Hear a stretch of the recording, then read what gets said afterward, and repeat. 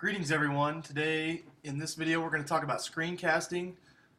There's going to be an opportunity for you to watch either the rest of this video or you can skip my video and watch their video. It's not a real long thing. The big key will be the assignment at the end after you've seen all this. So first I'm going to show you how to get the tool, then I'm going to show you some features on how to use it, and then we'll go from there. Okay? Let's look at a couple things. Number one, you need to go to ScreenCast-O-Matic.com. The link's right up here. I'll also have it posted in the community so you can access it if you haven't already. As you're watching this video, it'll be tied to it. And right away, we're going to look at this and we're going to go to Start Recording for Free. Alright? And I'm going to click on that. After it takes you to the screen recorder where you're going to launch your free recorder, if you want to upgrade, you can do that. I'm not going to take you to that scenario this time around. I want to keep it simple. So we're going to go launch recorder and might bring up a little screen like so that says open screen recorder. If you need to download the software, I highly recommend you do it because it won't work without it.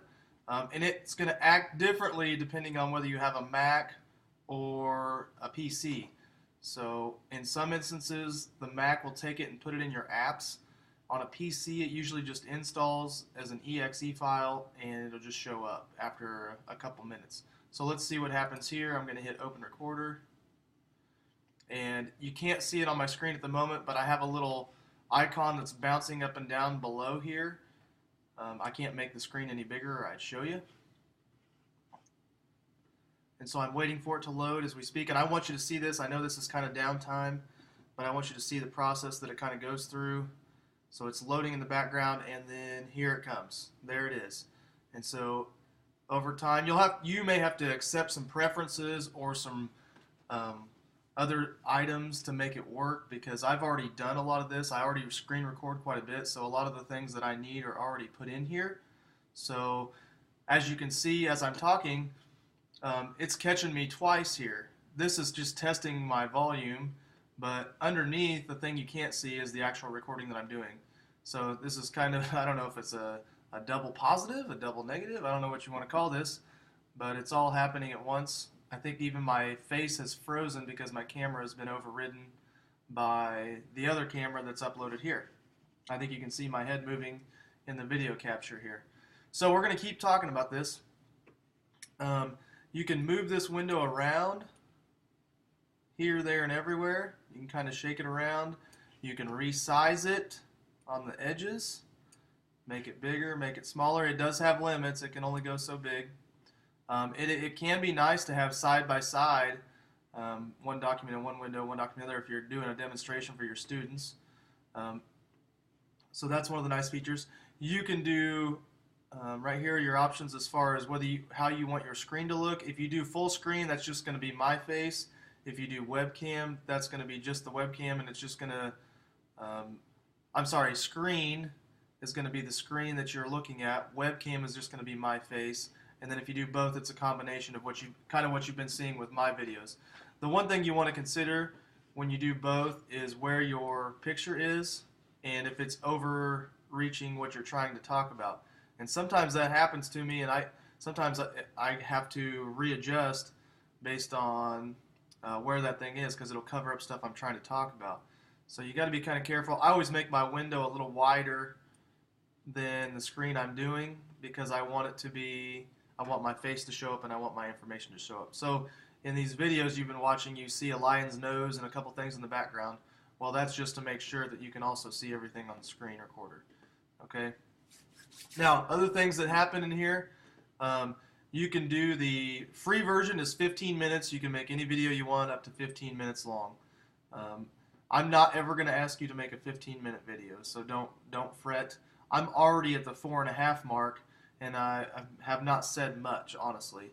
I'm just kind of getting you to the starting point. So these videos can go really, really fast. So be thinking about that when I ask you to do your assignment here in a minute. The size itself, this is just based on the level or the quality of your camera and what you can record at. You can adjust that if you want HD and some other things. You can do that. It's up to you. I'm not going to tell you what to do. All levels or all sizes have been effective for me. The other key piece to this is the microphone, so you can do narration, and I'm going to be looking for your narration. So one of the things that you want to make sure is that you have a microphone that is accessible and useful. Most computers today come with it built in, so all you have to do is find the built-in. So if you click on the side part, they'll give you some options to choose from. If I had an input, that means I was plugging one in.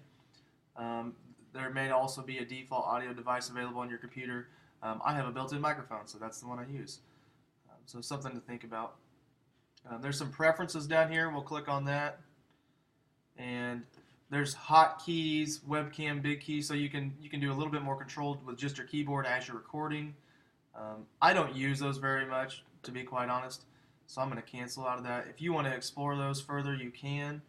I have never messed with it. I just leave it as is because my purpose is to record and tell you guys what I know. So I'm going to hit cancel on that. It'll bring myself back up to here, and that's as straightforward as I can make it. That's as simple as it gets as far as recording.